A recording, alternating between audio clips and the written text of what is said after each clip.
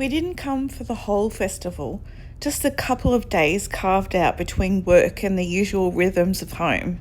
But even in that short time, Stanthorpe had a way of pulling us in. There's something about this place when the Apple and Grape Festival is on. The streets fill, the town softens a little, and everything feels just a little bit more alive than usual. We came to see some of the open gardens, but the music carried us away first. We stayed a while just listening to the busking competition. The buskers had taken over the town that morning. Every corner had someone singing, playing, telling their own little story. Got some pieces in my back that I didn't hate and feel the hell. Isn't she lovely? Isn't she lovely? I am brave, I am bruised, I am who I'm meant to be. This is me. Look out, 'cause here I come.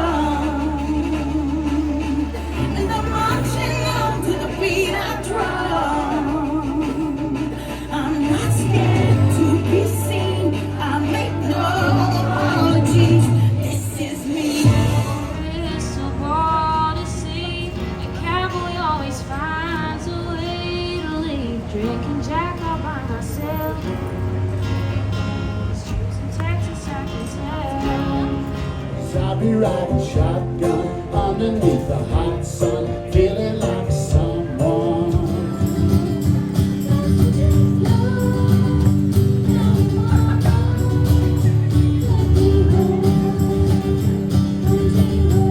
We are one, but we are many, and from all the lands of earth we come. We'll share a dream and sing with one voice.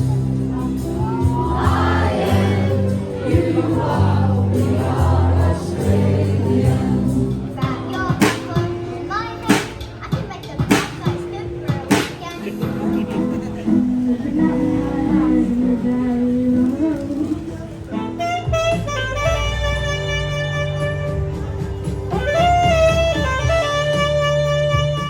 We ended up at the Groove and Grill Diner. It's got that old milk bar feel, like something out of another time.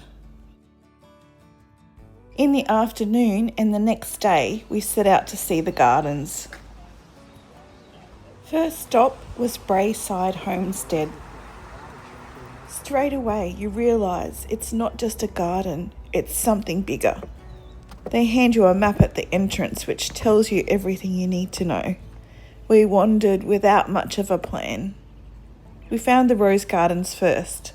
Pink roses wrapped around an old tennis court. The open gardens is a rare opportunity to see private gardens open across the granite belt, and it's proudly sponsored by Braeside Homestead, Stanthorpe Garden Club and Mitre 10 Stanthorpe. And then we found the kitchen garden. There were grapes and tomatoes. And look at that archway. It looks like onions down there. Beds like these. You can see it's all sprinklers set up and all of them. Looks like zucchini, yellow zucchini there. And some lavender. What's that? Melons.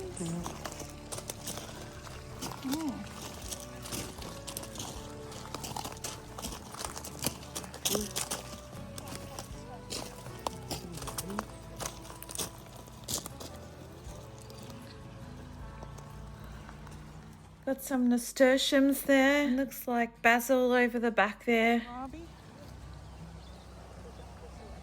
They look like scarlet runner beans. Radish.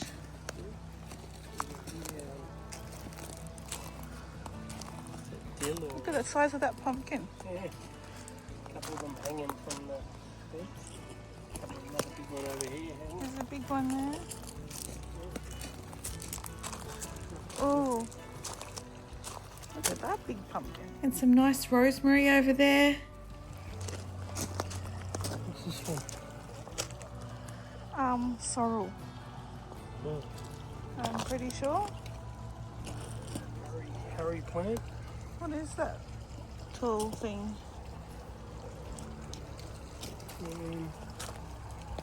Oh, that's cosmos. It is. Their cosmos was so tall it was barely recognisable.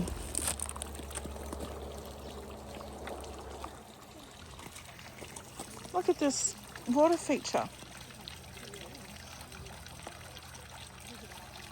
How awesome is that? Comfort.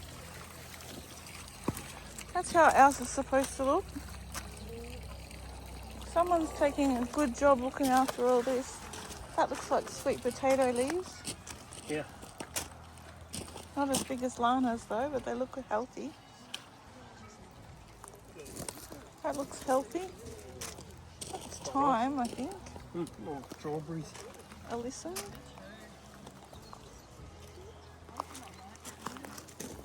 Lavender. And that's all go-to cola. Yes.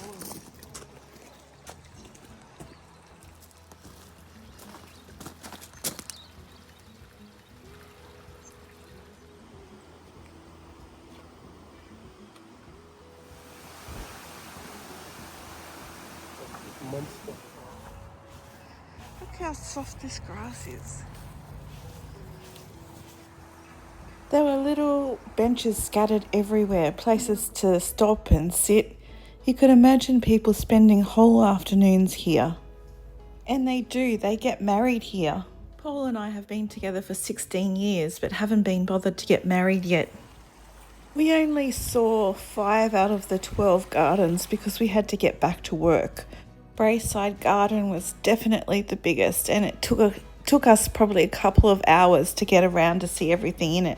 Brayside Homestead is heritage listed. It was built in 1874 and it's a luxury accommodation destination with 12 acres of formal and park gardens that has been developed over a 10-year period. The terraces define the incredible design with pathways and avenues that are surrounded by a combination of formal, native and exotic plantings, providing a truly all-year-round immersive garden experience.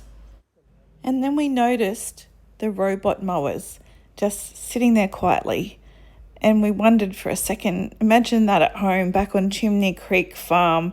They'd probably give up halfway across the paddock or disappear into the long grass entirely.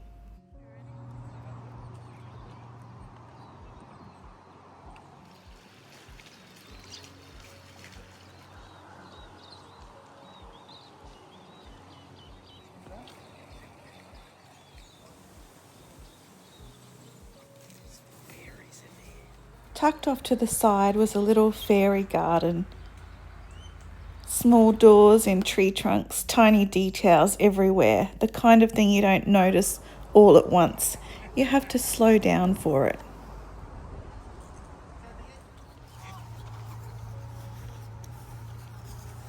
Oh, that's where people get married. In there.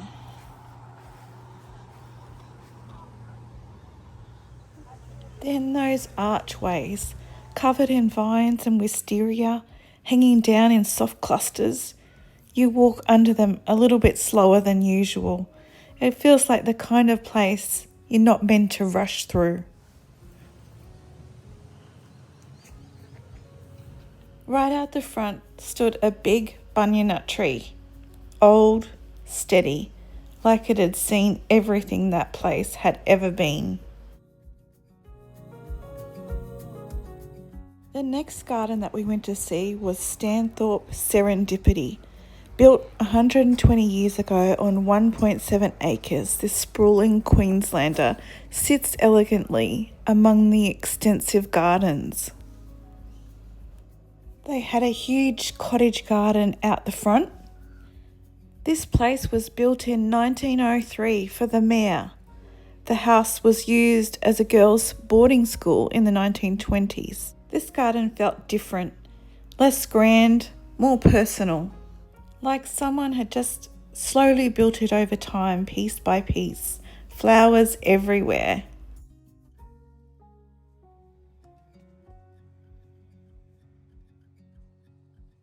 They had quirky outbuildings like Bert's old shed, native gardens, sweet roses and wisteria covered arbours. This garden has a lot to see. Out to sleep in the shed by his wife when he drank shed. The shed is still used for drinking, although usually just champagne, wine and strawberry daiquiris. It's cute, it's so cute. Along with the dartboard, there's an old-fashioned pub game called Skittle. Bert loves to collect old things, so this shed is his museum.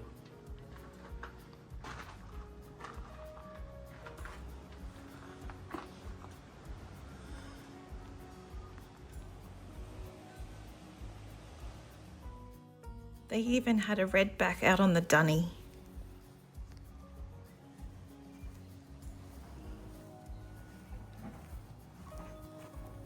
Pretty cool old tractor. Speaking of old tractors, Paul and I have actually bought a little tractor, which is probably almost as old as this one, probably not quite as big. It's going to be interesting to get it up and running on the farm, on Chimney Creek Farm, so we'll show you that when we get it on the farm.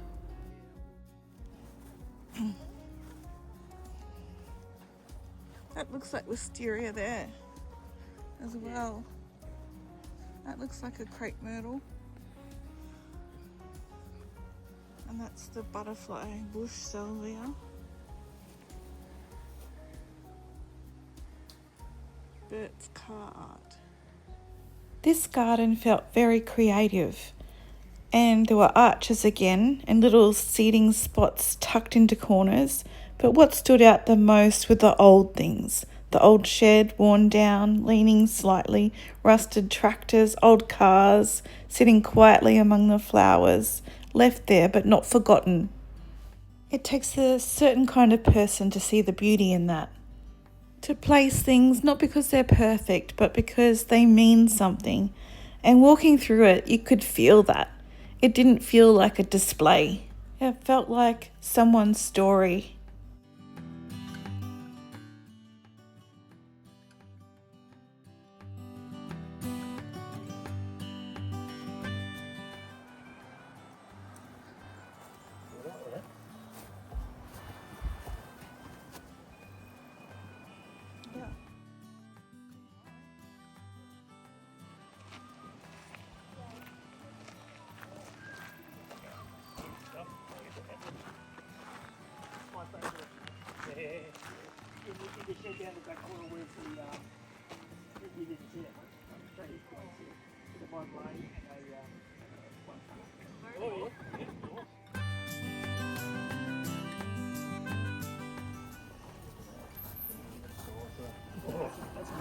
Yeah, 253. Yeah.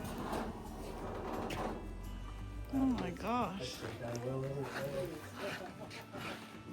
So a local guy restored this about 10 years ago, 8 years ago, and he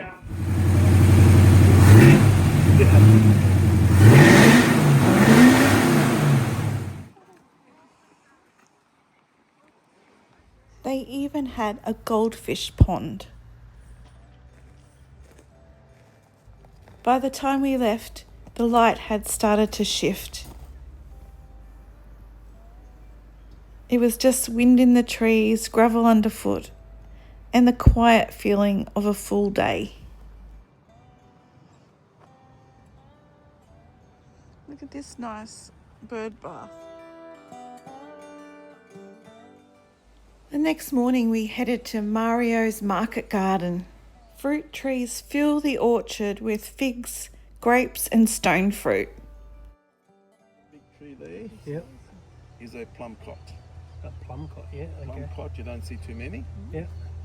It cropped once in 20 years. Oh, That was wow. this year. Oh, okay. So, I've never heard of it. and So this garden is all about food. It's a large 1 1/4 acre netted market garden. so I sprayed with soft stuff so you can spray them and pick them the next day. Okay, yep. So copper's natural. Yep. They do. Beyond the trees, there's rows of vegetables: tomatoes, zucchini, eggplants, artichoke, beans, and leafy greens. The garden reflects the Italian tradition of growing fresh, flavourful food to be shared at the table.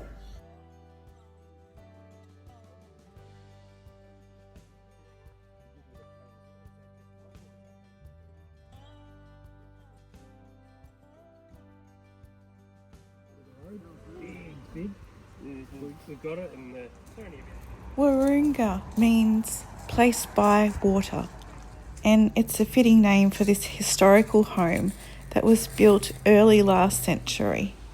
The garden shifts between informal areas of native grass plantings, majestic trees and camellias, to more formal sections of dry walls, long wisteria walkways, and garden rooms filled with colour. Look how big they are. That's how big mine should be. A hedged avenue on the southeast side of the garden leads you down to the creek. At the end of the wisteria arbour stands beds of magnificent roses, and nestled in the garden is the beauty of this family home. Oh my gosh, this is beautiful.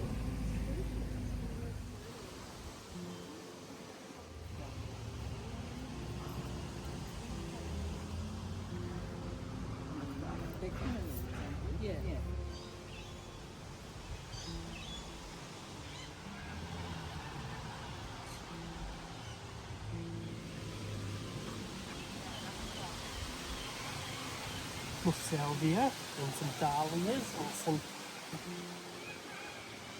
Something? euphorbias. What is it?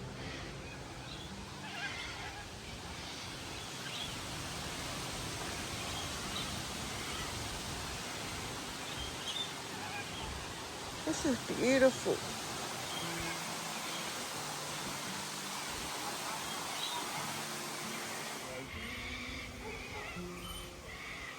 What is it? Yeah?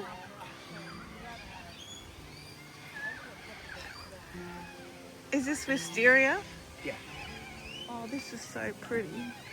Look, it could be over my she shed. Oh my gosh, this is so gorgeous. So it looks like this wisteria. They haven't really two archways. Oh my gosh, I want this.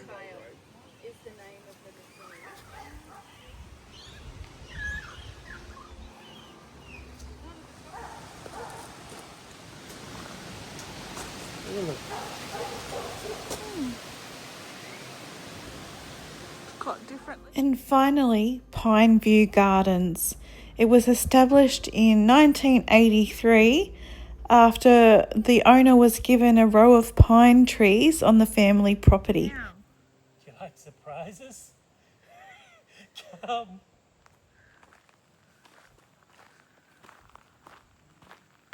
Whoa.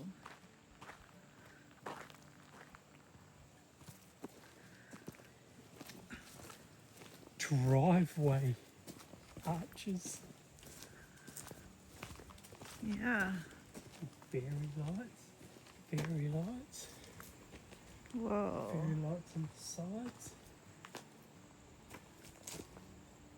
This is cool. So anyway, the pine trees were the start of her passion for gardening, and over the course of the next 40 years, she created informal gardens that expanded over 5 acres.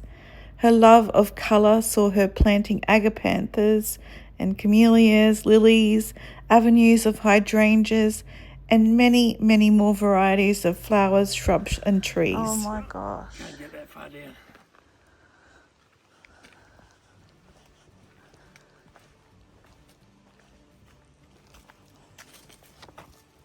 All the moss. It wasn't neat the way the formal gardens were, but it felt alive, like it had been allowed to become what it wanted instead of being told what to be.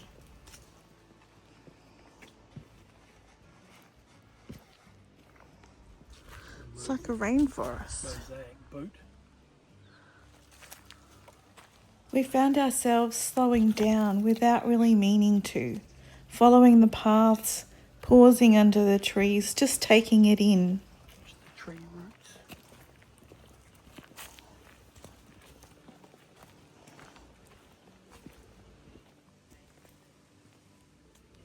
Little Blake. You see, this garden's much more natural. Look at all the petals on the ground.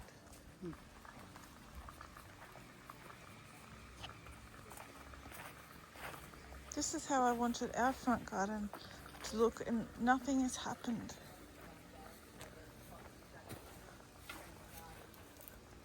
They don't turn. It looks like they turn. Maybe they used to. That's pretty cool. Cosmos. That's a paint. That's a some sort of wattle. These are pretty.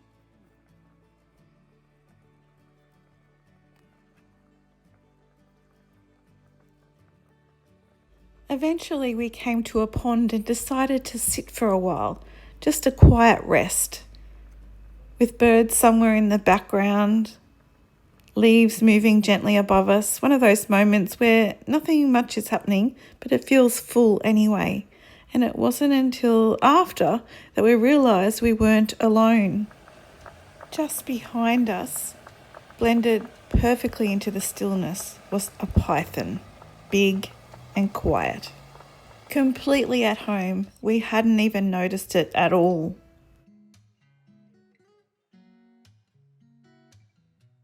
We only had 2 days at the festival, not the full 10, but maybe that's enough. Just enough to step away for a moment, to see something different, and then carry it back with you. Back home, back to the paddocks, the dry grass, the slow work that waits.